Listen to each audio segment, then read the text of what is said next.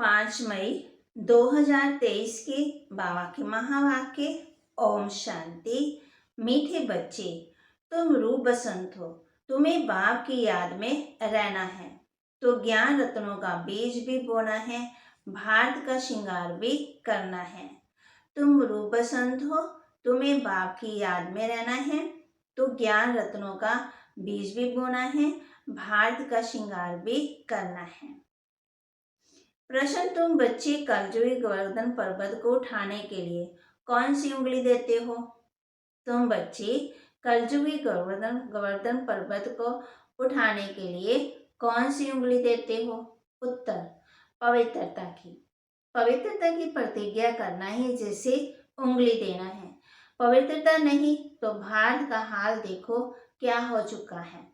पवित्रता है तो सुख शांति सब कुछ है। इसलिए श्रीमत पर आग और कपूर से इकट्ठे रहते भी पवित्र बनना है।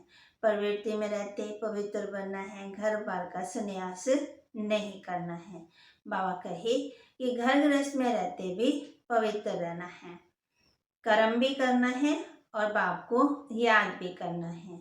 गीत, आने वाले कल की तुम तकदीर हो। ओम शांति। माताओं ने, सभी सजनियों ने ये गीत सुना। बच्चे जानते हैं इस भारत की तकदीर में लकीर लगी हुई है। किस द्वारा लकीर लगी है? 5 विकार रूपी रावण द्वारा। अब फिर तुम बच्चे भारत की तकदीर बना रहे हो। तुम हो शिव शक्ति माताएं। जब ज्ञान सागर आते हैं तो माताओं के ऊपर कलश रखते हैं।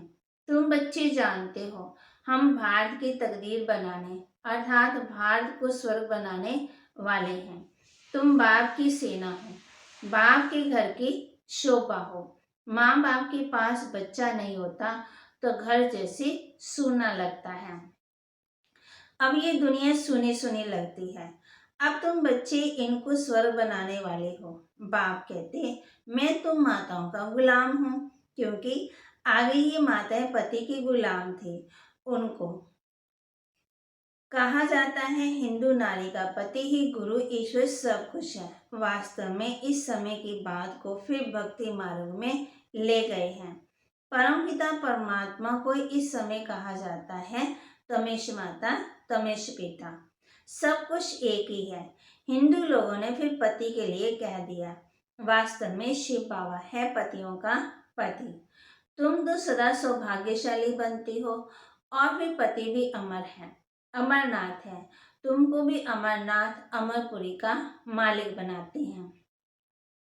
ऐसे पति को बहुत याद करना है जो तुमको पढ़ाकर स्वर्ग का मालिक बनाते हैं। ऐसे पति को भूलने से रोना आ जाता है।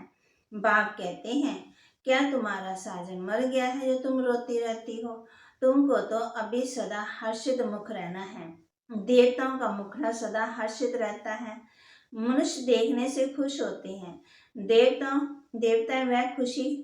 को वह खुशी कहाँ से आई? संगम पर बाप ने ऐसा हर्षित मुख, खुश मिजाज बनाया था ना।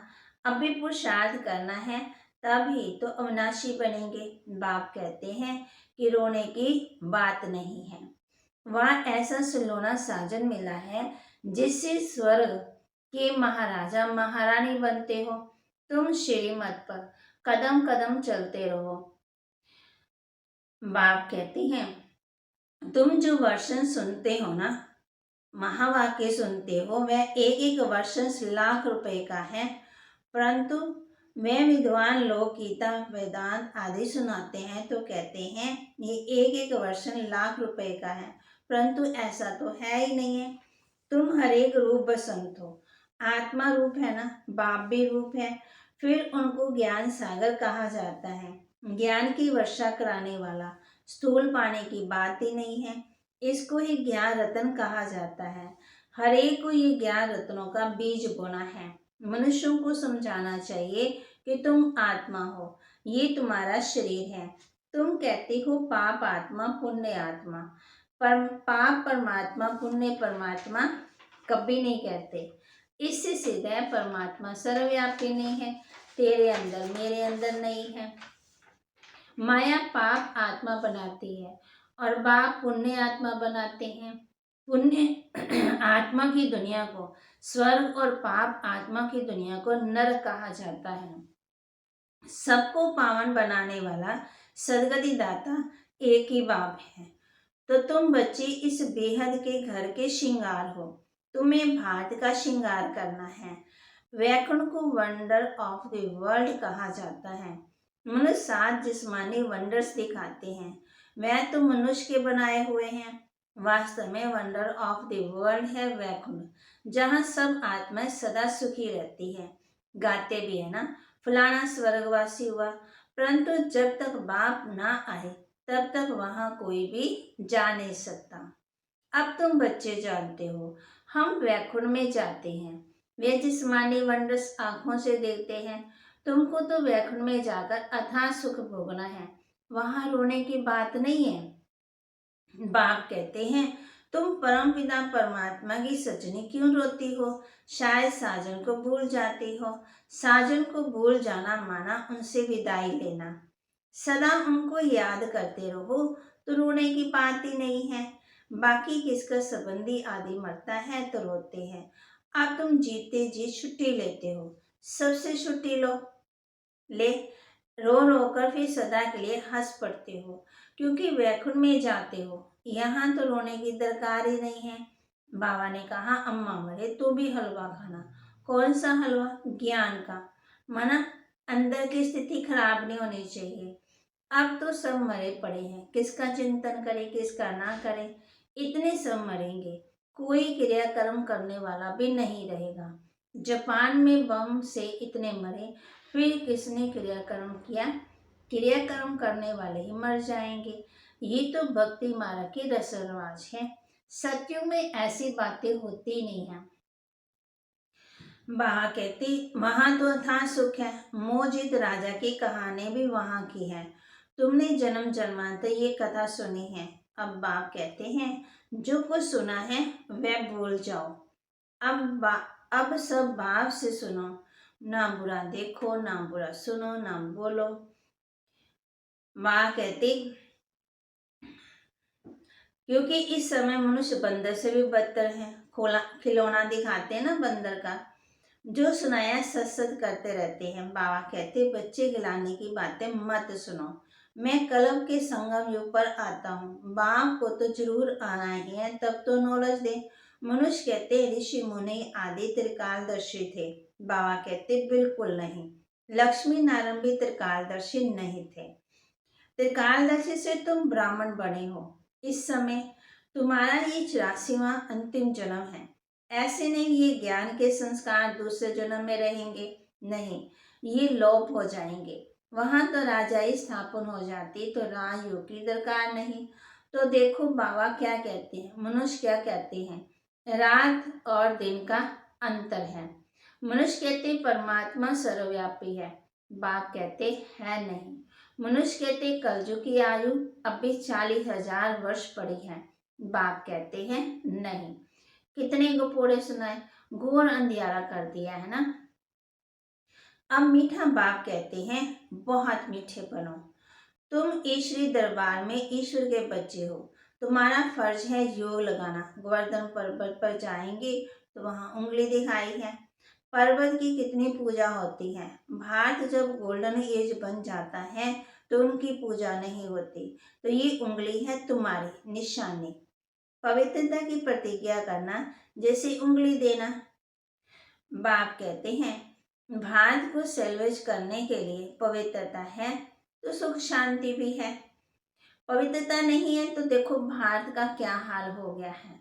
मेहनत है ना। सन्यासी कहते आए, आग और कपूस इकट्ठे नहीं रह सकते। शास्त्रों में तो ऐसा है ना, परंतु तुम सन्यासियों को कह सकते हो कि हम कैसे आग कपूस इकट्ठे रहते पवित्र रहते हैं। सन्यासियों को श्रीमत थोड़ी मिलती है। हम तो अब बाप की श्रीमत पर चलते हैं। उनको मिलती शंकराचार्य के मत, शास्त्रों के मत। यह है शिवाचार्य के मत। कितना अंतर हो गया। तुम शिवाचार्य के बच्चे हो, ये कोई नहीं जानते। कहते परमात्मा ज्ञान का सागर है तो आचार्य हुआ ना। वह शंकराचार्य है, सन्यासी, बहुत शास्त्र पढ़कर टाइटल लेते हैं। श्री कृष्ण आचार्य हुआ ना, तो वह है शंकराचार्य। बाप कहते हैं शिव का पता ही नहीं है, वह बाप को जानते ही नहीं है, सिवाय बाप के और किसी को ज्ञान का सागर नहीं कह सकते। क्यों नहीं कह सकते? क्योंकि सब शास्त्र पढ़ते हैं और शिव बाबा कभी शास्त्र पढ़ के नहीं सुनाते हैं। कोई सन्यासी मिले तो बोलो तुम हो निर्वृत्ति मार्ग वाले हठ योगी सन्यासी, हम हैं प्रवृत्ति मार्ग वाले राजयोगी। तुम राजयोग सिखला नहीं सकते हो, तुम हो रजोगुनी, क्योंकि शंकराचार्य आते ही द्वापर में है। तुम्हारा है हठ योग कर्म संन्यास, वास्तव में कर्म संन्यास तो होता ही नहीं। अब तुम बच्चों को डायरेक्शन ही कुछ और मिलता है। मनुष्य चाहते हैं शांति मिले, बोलो अच्छा अपने को इन आग्रह से डिटैच कर दो, माना कर्म इंद्रियों से। परंतु फिर डिटैच करने से ही फायदा नहीं होगा। डिटैच होकर फिर मुझे याद करो तो वे कर्म विनाश होंगे। शांति तो तुम्हारे गले का हार है। आत्मा का स्वधर्म है शांति। हम आत्मा मूल वतन में साइलेंस में रहती है, फिर मूल वतन में है मूवी, यह है टॉकी स्थूल वतन। तुम बच्चों ने शास्त्रकार किया है, बाबा ने जास्ती देखा है, मम्मा ने भी कुछ भी नहीं देखा, कभी भी ध्यान में नहीं गई। ज्ञान में कितनी तीखी गई। ये ध्यान की आश नहीं रखनी चाहिए। मम्मा देखो बिगड़ ध्यान के कितना आगे नंबर लेती है। पहले श्री लक्ष्मी फिर नारायण, इनके लिए लिखा हुआ है। अर्जुन को विनाश का स्थापना का शास्त्रकार हुआ। इस रथ में रथी शिव बाबा बैठ नॉलेज सुनाते हैं। इस रथ को भी नॉलेज उनसे मिलती है। ये खुद भी गीता पढ़ते थे। कौन? दादा लेखराज, जो माना ब्रह्मा, बहुत कथा करते थे। अब वंडर लगता है शास्त्रों में क्या क्या है। बाप कहते हैं ये पढ़ा हुआ सब भूल जाओ, सुनो नहीं, देखते हुए भी नहीं देखो, बस हम तो जाते हैं बाबा के घर स्वीट होम। जब तक गाइड तथा लिबरेटर ना आए तब तक कोई जा नहीं सकता है। पंडा और मुक्तिदाता तो एक ही बाप है, दुखों से मुक्त कर देते हैं, इसलिए उनको गति सदगति कहा जाता है। वे हैं मनुष्य सृष्टि का बीज रूप, सुप्रीम सोल, निराकारी दुनिया है, आत्माओं को रहने का धाम। ऐसे नहीं कि जहाँ आत्मा रहती ब्रह्म लोक है वो परमात्मा, उसमें ही आत्मा लीन हो जाएंगी। कितनी वंडरफुल बात है ना। तुम्हारा 84 जन्म का पार अविनाशी है, ये कभी मिट नहीं सकता है। सृष्टि अनादि रची हुई है। सत्यों को नई सृष्टि कहा जाता, अब है पुरानी सृष्टि। बाकी सृष्टि कोई विनाश नहीं होती। बाप आते हैं पति सृष्टि को पावन बनाने। सृष्टि तो है ही, 84 जन्म तो जरूर देवताओं के होंगे, फिर कम होते जाते हैं। फिर क्रिश्चियन आदि का भी हिसाब निकाल सकते हैं। वास्तव में भारतवासियों की जनसंख्या बहुत होनी चाहिए, परंतु और ही धर्मों में कन्वर्ट हो गए तो कम हो गए हैं, नाम ही हिंदू रख दिया। बाप कहते मैं आता ही तब हूँ जब मुझे ब्रह्मा द्वारा देवी देवता धर्म की स्थापना करनी है, शंकर द्वारा विनाश, फिर जो स्थापना करते वही पालना करेंगे। गांधी जी को भी जिन्होंने मदद की, मेहनत की, आज बहुत सुखी हैं। वहाँ सुखी तो सब बनेंगे, बाकी पदवी में फर्क पड़ जाता है। जो बाप की याद में रहते हैं और वर्षे को याद करते हैं वह सूर्यवंशी बनेंगे। कम याद करेंगे तो चंद्रवंशी, नहीं तो फिर प्रजा, दास दासी आदि तो बहुत चाहिए। बाप ने समझाया है योग बल से कोई भी विश्व का मालिक बन सकता है। तुम हो योग बल की अहिंसक सेना। क्रिश्चियन को भी इतना बल मिल जाए तो विश्व के मालिक बन सकते हैं, परंतु ला ही नहीं है। वह बंदर की कहानी है ना, दो बिल्ली आपस में लड़े और माखन भारत को मिल गया। श्री कृष्ण के मुख में माखन आ जाता है विश्व की राजाई का, तो विश्व का राज्य योग बल से ही मिल सकता है। बाप कहते हैं मैं स्वर्ग रचता हूँ, तुम बच्चों का ही यही धंधा है। बच्चे फिर बाप के वंश स्थापना में मदद करते हैं। अच्छा, मीठे मीठे सिकिलते बच्चों प्रति, माता पिता बाप दादा का याद प्यार और गुड मॉर्निंग। रूहानी बाप की रूहानी बच्चों को नमस्ते। रूहानी बच्चों की रूहानी बाप दादा को दिलवा चांद सिकवा प्रेम से नमस्ते। धारणा के लिए मुख्य सार, सदा हर्षित खुश मिजाज रहना है, कभी भी रोना नहीं है। आज किस बात का अभ्यास करना है? खुश रहना है, कभी रोना नहीं है, जीते जी छुट्टी ले लेनी है, किसी का भी चिंतन नहीं करना है, अपने शांति सधर्म में स्थित रहना है, ज्ञान योग से तीखा जाना है, ध्यान की आश नहीं रखनी है।